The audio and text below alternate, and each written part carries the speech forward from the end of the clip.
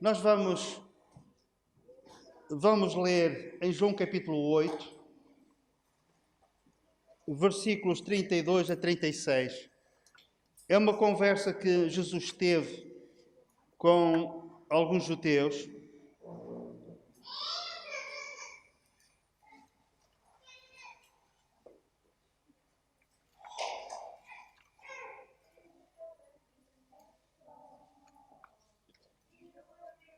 Hoje nós, no nosso país, comemoramos o 25 de Abril.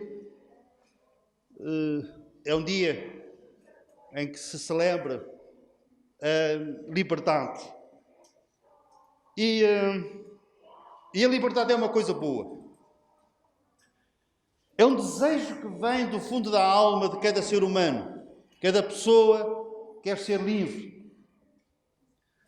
Há a liberdade política, a liberdade religiosa, a liberdade de expressão. E isto tem sido tão importante para o ser humano que muitos há que vão muito longe para conseguirem essa liberdade.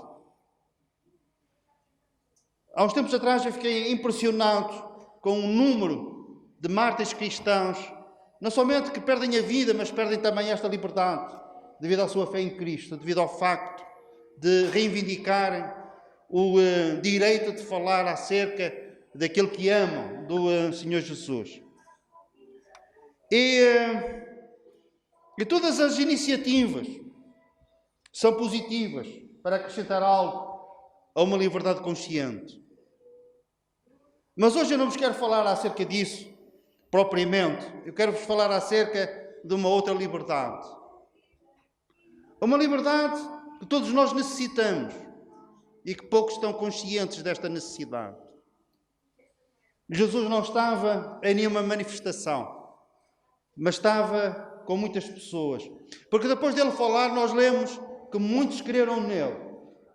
E por assim dizer, ele pega no megafone e fala acerca da liberdade mais importante de todas. E nós vamos ver isso.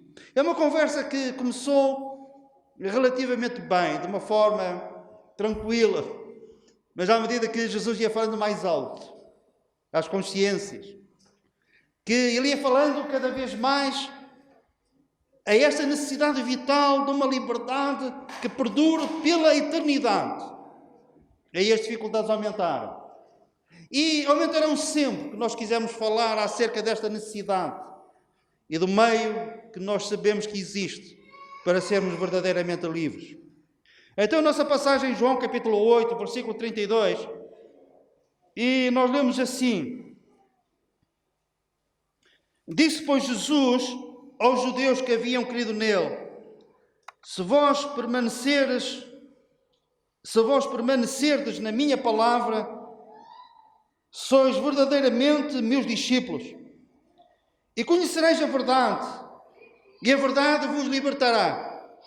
Responderam-lhe: Somos descendência de Abraão, e jamais fomos escravos de alguém. Como dizes tu, sereis livres. Replicou-lhe Jesus: em verdade vos digo, todo o que comete pecado é escravo do pecado. O escravo não fica sempre na casa, o filho sim, fica para sempre. Se, pois, o Filho vos libertar, verdadeiramente sereis livres.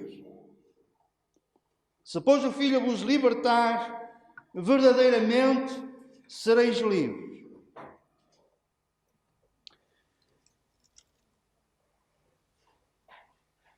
Jesus começou por se dirigir a estes judeus de uma forma intencional, mas sem ser agressivo, sem querer entrar em colisão com os sentimentos deles. Ele começa por lhes dizer: e conhecereis a verdade, e a verdade vos libertará. Esta frase tinha uma segunda intenção: despertar as suas consciências, sem dúvida. É daquelas frases do tipo: para bom entendedor, meia palavra basta, certo? Às vezes nós não temos necessidade de sermos muito frontais, muito assertivos, mas podemos falar de uma forma em que dizemos aquilo que nós tencionamos dizer, a necessidade de nos expressarmos, neste caso, de anunciar uma grande verdade, para que a pessoa também reflita, para que faça um exercício mental e entenda por si mesma. Só que, quando Jesus diz: "E conhecereis a verdade, e a verdade vos libertará", isto fez tocar campainhas nos ouvidos daqueles que ouviam. Eles pensaram, porque eles disseram: então ele está a deduzir que nós não somos livres. A conclusão foi esta: se eu vos libertar, a verdade vos libertará. Então ele pensa que nós não somos livres. E eles reagem: somos descendência de Abraão e jamais fomos escravos de alguém. Eles ripostam, eles contra-argumentam, eles não aceitam esta sugestão de que não eram verdadeiramente livres.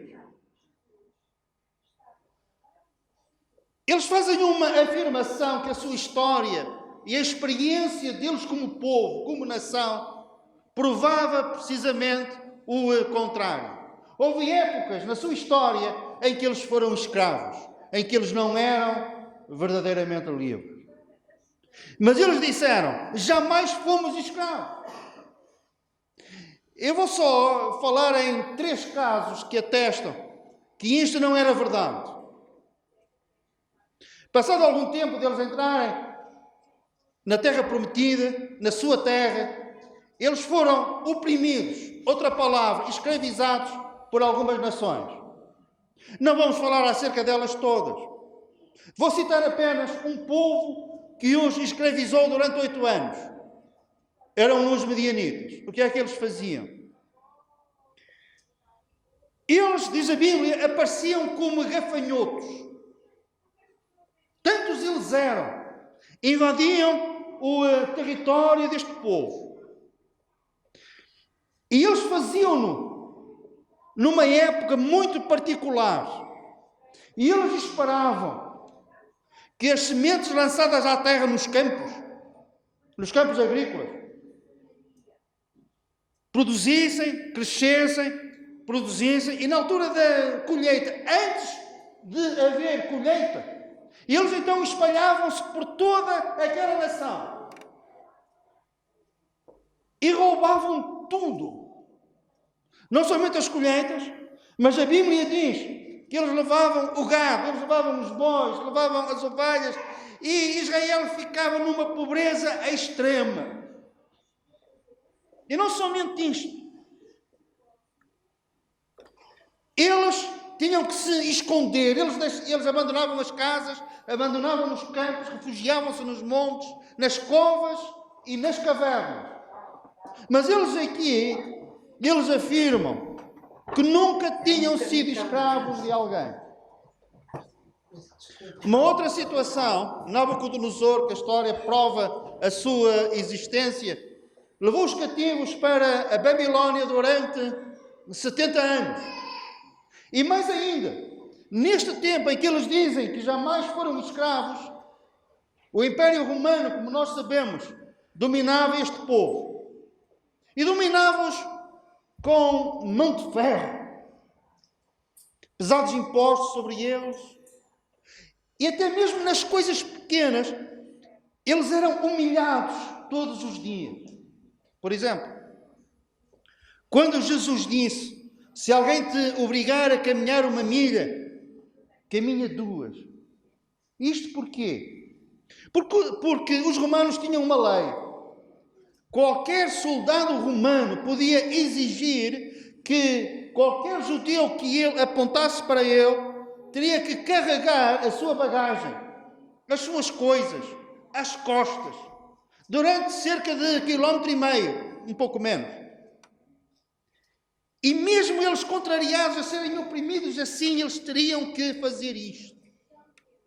Era um povo que realmente na sua história havia páginas negras, páginas de opressão, de escravidão. Mas eles não aceitavam esta verdade e esta realidade. Disseram: nós jamais fomos escravos. Então Jesus, com o seu megafone, ele fala mais alto. Ele sobe um pouco a parada e diz: em verdade vos digo, todo o que comete pecado é escravo do pecado. O Senhor muda 180 graus, Ele muda para outra área. E Ele diz: já que vocês não aceitam que na vossa história tenha havido escravatura, tenha havido escravidão, então eu vou-vos falar acerca de uma falta de liberdade maior. Todo o que comete pecado é escravo do pecado. E isto agora traz-nos também para esta ribalta, traz-nos para este contexto. Todos nós somos pecadores, certo? E a Bíblia diz que todo aquele que comete pecado é escravo do pecado. E esta verdade é uma verdade de difícil aceitação. Em primeiro lugar, de difícil assimilação. As pessoas não estão apercebidas desta realidade. E quando nós falamos acerca desta verdade de Deus, há uma rejeição categórica em quase todas as situações. Se nós hoje fôssemos a uma manifestação, a um ajuntamento, e se nós tivéssemos a oportunidade de falar alto, de nos fazermos ouvir, e se nós, quando os outros apregoam liberdade, se nós tivéssemos aquela ousadia, a coragem para dizer: mas todos nós somos escravos, porque aquele que comete pecado é escravo do pecado. Imaginam qual seria a reação das pessoas? Uns iriam olhar-nos com desdém, outros iriam rir-se de nós, outros indiferença, outros a toda a pressa pegariam em nós para nós nos calarmos e arrumavam-nos para longe. Uma das coisas que o Evangelho tem é que há muitas áreas deste Evangelho que não é popular, que não é de fácil aceitação. Nós temos que nos curvar perante a verdade de Deus e chegarmos à conclusão, estarmos de acordo com aquilo que Deus diz. E aquilo que Deus diz a respeito de cada um de nós, espiritualmente falando, é que nós estamos falidos. E isto não é uma afirmação popular, de fácil assimilação e de fácil aceitação. Então, Jesus diz: o que comete pecado é escravo do pecado. Eu quero vos falar esta tarde acerca da liberdade espiritual. Nós sermos verdadeiramente livres. Não que nós desprezemos a liberdade política, a liberdade religiosa, liberdade de expressão. Não que nós digamos que essa liberdade é de menos importância. Não é. Todos nós queremos ser livres, vivendo em sociedade livremente. Mas, neste lugar, e agora, eu quero-vos falar acerca de uma liberdade maior. Nós, pela graça de Deus, vivemos num país que está inserido na Europa chamada ocidental, em que há esta particularidade de haver liberdade. Liberdade de expressão, liberdade religiosa. Mas nós queremos ir mais longe. Nós queremos compreender, nós queremos saber como é que somos verdadeiramente livres aos olhos de Deus. Se há essa possibilidade, porque é Jesus que diz que pelo facto de sermos pecadores, nós somos escravos. Este termo é um termo tão sério, que algumas versões da Bíblia, em vez de escravo, sabem o que é que tem? Alguma das vossas versões tem servo, certo? Aquele que comete pecado é servo do pecado. Portanto, algum de vós tem portanto, essa versão? É como que o tradutor tenha tido um certo receio de ferir sensibilidades. E então usa a palavra servo, porque é uma palavra é mais suave, não é tão pesada, não é tão forte. Mas Jesus diz, não, isto é demasiadamente sério. Pelo facto de se cometer pecado, é servo do pecado. Sim, mas ele vai mais longe, ele diz, é escravo do pecado. Perguntamos, e há solução para isto? Há solução para isto.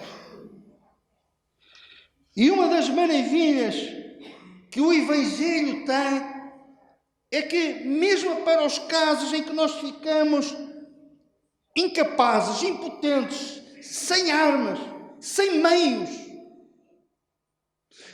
nós chamamos Deus. Nós socorremos-nos da palavra de Deus. Nós abraçamos o Evangelho de Deus.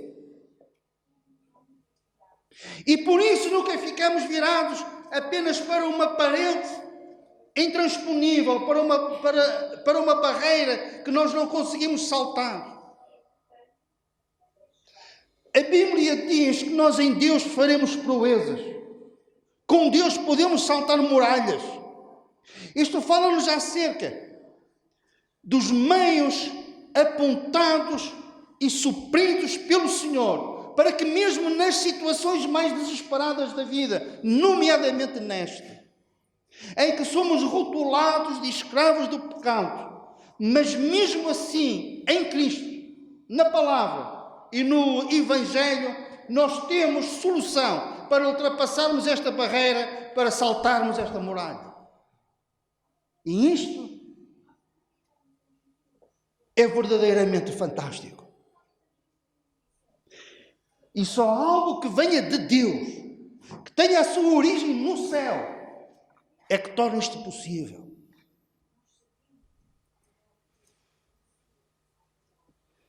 Há uma palavra que nós iremos falar nela, é a palavra redenção. É uma palavra que nos dias de hoje não é usada frequentemente no nosso vocabulário. Mas, para os judeus, para as pessoas que viviam neste tempo, era uma palavra que se usava frequentemente. O seu significado significa comprar os direitos de outro através de um pagamento. E isto aplicava-se de uma forma muito particular aos escravos. Aparecia alguém que tinha a vontade e os meios. Aproximava-se do senhor desse escravo. Manifestava o seu desejo de o libertar. Como? Pagando um preço. A pessoa que se disponibilizava para isso chamava-se redentor. O preço que ele pagava era resgate. E pagando o preço estipulado, o escravo saía livre.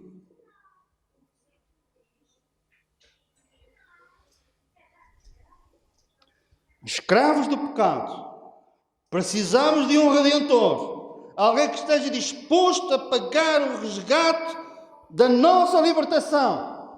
E temos esse redentor com o resgate na pessoa gloriosa do Senhor Jesus Cristo. Amém?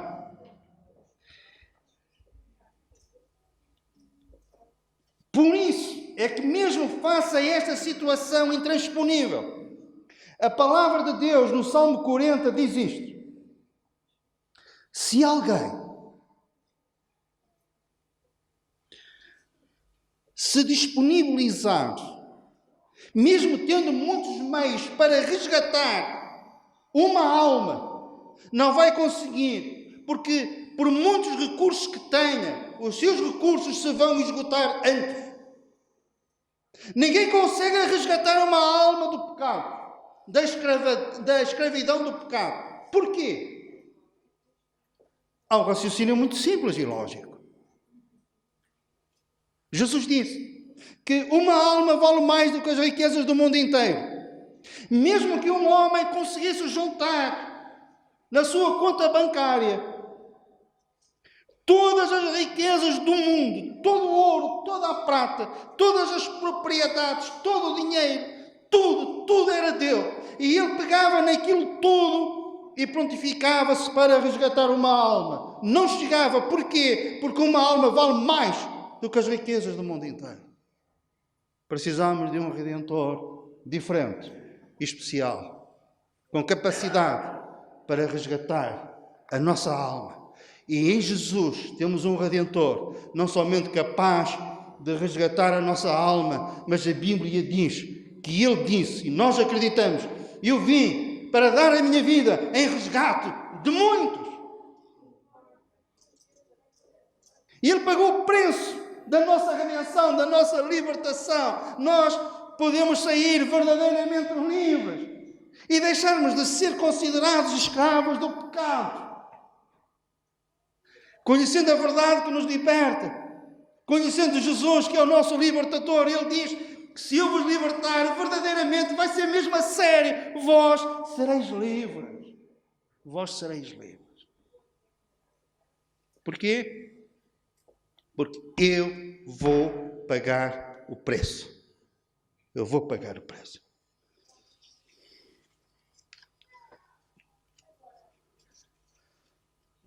É uma necessidade universal. Nós todos precisamos de ser resgatados. Reparem que Jesus diz no versículo 34, todo o que comete pecado é escravo do pecado. E como todos nós cometemos pecado, todos nós precisamos desta libertação. Precisamos desta redenção. A Bíblia diz que todos pecaram e despidos estão da glória de Deus. E a palavra de Deus diz que todos nós precisamos desta ação do Senhor Jesus Cristo na nossa vida, na nossa experiência. Mas somos justificados gratuitamente pela sua graça, mediante a redenção que há em Cristo Jesus, a redenção da escravidão do pecado. Não existe em mais lado nenhum. Não há outro nome, o único Redentor. A redenção só existe em Cristo Jesus, nosso Senhor. E isto, prezados amigos, é o Evangelho. E se vós pensarem, se vós pensardes que é diferente disto, não é diferente. Não há alternativa. Só Jesus é que poderia pagar. A nossa alma é tão preciosa, é tão única, singular, que só Ele é que tinha a capacidade para pagar o preço da tua alma, para que sejas verdadeiramente livre. Livre da condenação, livre da maldição, livre de uma eternidade longe de Deus. Livre para Deus, livre, verdadeiramente livre, porque Jesus pagou o preço em resgate, Vamos imaginar que uma alma, que um escravo era demasiadamente caro. Se alguém se prontificasse para libertar aquele escravo, o preço ia subindo, e ele ia fazendo uma proposta. O preço era cada vez maior, ele chegaria a certa altura que teria que desistir. E por muito que ele quisesse libertar aquele escravo, ele não teria meios para isso. Agora imaginemos um criminoso, um homem que a própria sociedade reprova, que o afasta da convivência social dos outros, condenado a uma prisão perpétua. Fez os crimes mais atrozes. Quem é que consegue libertar aquele homem? Humanamente falando, ninguém consegue tirar daquela prisão. Mas a prisão espiritual é ainda maior. E será que Jesus pode? Será que o seu resgate é capaz de libertar qualquer um? A Bíblia diz que em Cristo que há abundante redenção. Onde o pecado abunda, superabunda a graça e a capacidade que Jesus tem para libertar. E isto, ao fim de tantos anos de pregar o Evangelho, continua a mexer na nossa sensibilidade, nos nossos sentimentos, na nossa admiração. E louvamos o Senhor por uma capacidade assim, por uma graça assim, por um poder para salvar perfeitamente todos aqueles que querem ser libertos por este Redentor. O preço a pagar pode ser alto. E quanto mais pecado houver, podemos nós estabelecer esta lógica, maior terá que ser o preço. Mas Jesus expiou cada pecado, Ele pagou o preço de cada pecado e de cada pecador. E agora Ele pode dizer a cada um, se eu vos libertar, vós verdadeiramente sereis livres. Amém? Verdadeiramente sereis livres.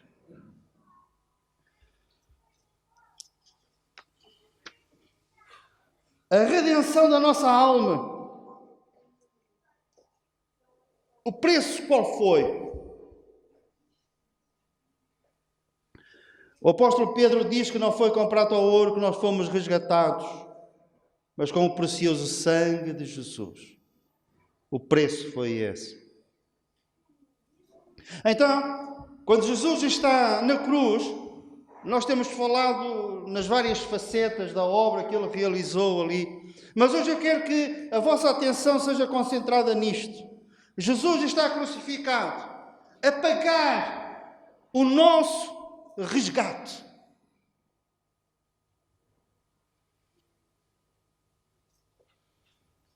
E por muito que o inimigo da nossa alma, que Satanás, tenha subido o preço da nossa libertação, Jesus cobriu sempre, cobriu sempre, cobriu sempre. E no fim Ele pôde dizer, está pago. O preço da nossa libertação foi pago.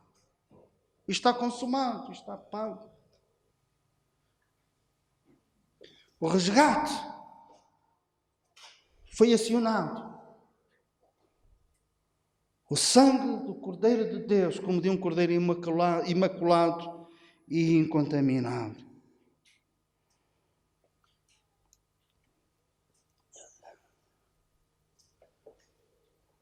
Há um versículo que diz assim, é que não é meramente nós sermos livres. Em Gálatas nós lemos, Ele nos resgatou a fim de que recebêssemos a adoção de filhos. Não somente nós somos livres da condenação, porque o preço foi pago, o resgate foi pago, mas não é apenas sermos livres e nós ficarmos órfãos, sem família, sem relacionamento com Deus. Não, a Bíblia diz que Ele nos resgatou, não somente para nós sermos livres, mas para recebermos a adoção de filhos, recebidos na família de Deus. E sendo filhos, somos herdeiros, e nós temos falado acerca disto. É que não somente o preço foi pago, o preço da nossa libertação, mas também fomos resgatados para Deus, para sermos membros da sua família, tratados como filhos, tendo acesso à herança que está reservada nos céus para nós. A redenção, diz a Bíblia, é uma redenção eterna. Redimidos hoje, permaneceremos redimidos eternamente. Resgatados hoje, o preço foi pago e não haverá arrependimento da parte do Senhor em relação ao preço que Ele pagou por nós. A redenção da alma. Apenas uma breve nota acerca da redenção do corpo. Romanos capítulo 8, versículo 23.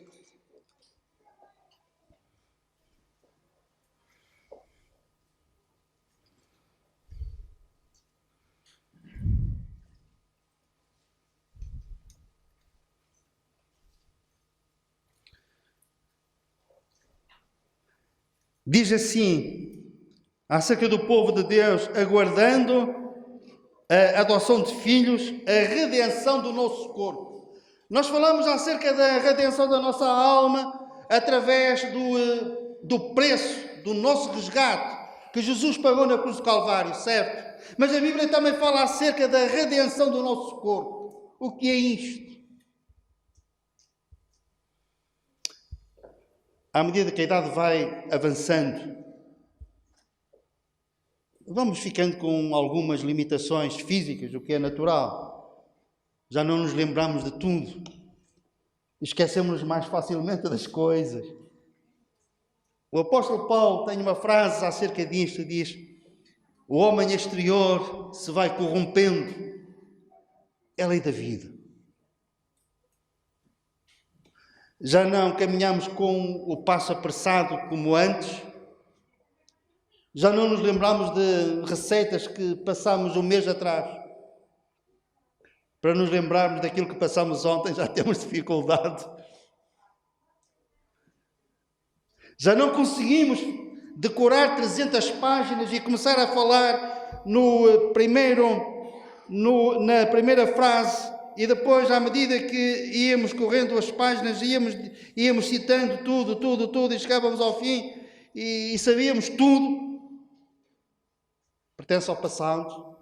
Isso era quando tínhamos 23 anos, agora é diferente.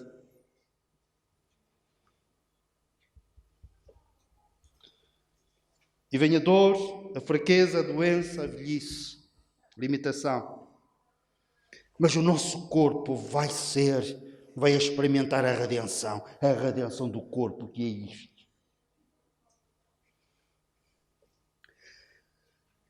A redenção que nós temos em Cristo é uma redenção completa. Sabem que, inclusivamente, o Senhor Jesus vai operar uma redenção à qual nós podemos chamar de política. E Ele virá reinar na terra como o Rei dos Reis e Senhor dos Senhores. Haverá paz na terra como um rio. Crescimento demográfico. Suprimento das necessidades para todos. Não haverá doença.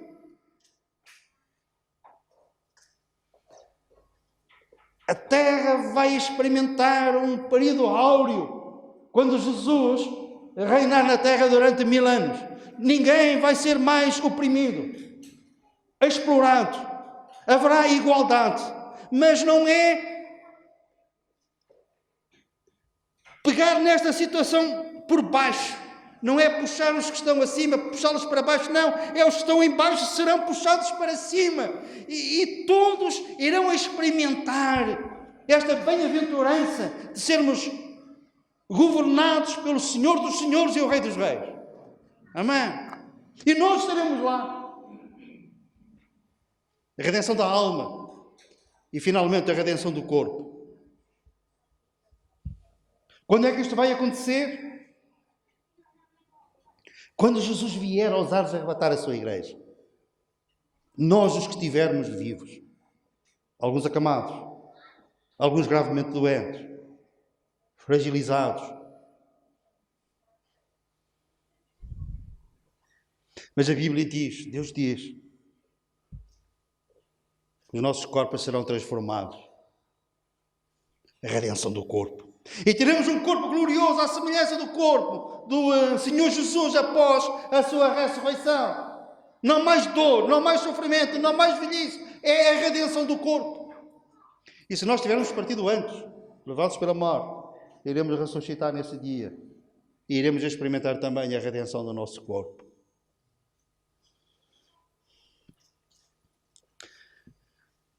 Escravos do pecado é uma verdade difícil de aceitar. Nós aceitamos-la. Estamos de acordo com Deus. Se Ele o diz, é porque é assim. Mas não ficamos numa situação de impotência, de incapacidade, de desespero. Para esta situação drástica, nós temos um Redentor.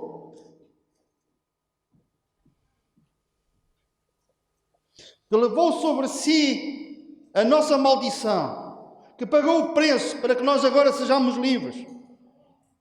E nós podemos juntar a nossa voz à voz de Jó, que já no seu tempo, pela fé e pelo conhecimento que ele tinha, ele disse: eu sei que o meu Redentor vive e por fim se levantará sobre a terra. Depois, revestido este meu corpo da minha pele, em minha carne verei a Deus. Vê-lo-ei por mim mesmo, os meus olhos o verão e não outros. Por isso, de saudade de ter a redenção do corpo, a saudade de estar com Deus, me desfalece o coração dentro de mim e eu espero a redenção da alma, a redenção do corpo. Eu sei que o meu Redentor vive e eternamente estarei com o meu Redentor que vive. Amém? Há um cântico que nós vamos cantar no céu.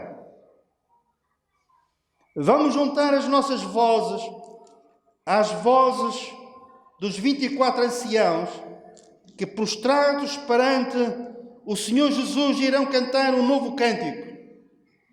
E a letra desse cântico, eu quero que atentem para esta letra. Digno és, porque foste morto e com o teu sangue tu pagaste o preço, o resgate, tu compraste. O apóstolo Paulo, noutro sítio, diz: fostes comprados por bom preço. Alguém pagou o preço, o resgate da nossa libertação, da nossa redenção. E no céu nós vamos lembrar disto. E estaremos eternamente gratos pelo facto de Jesus ter pago o resgate da nossa alma e o resgate do nosso corpo. E com o teu sangue, preço, compraste para Deus os que procedem de cada tribo, língua, povo e nação. Fostes comprados.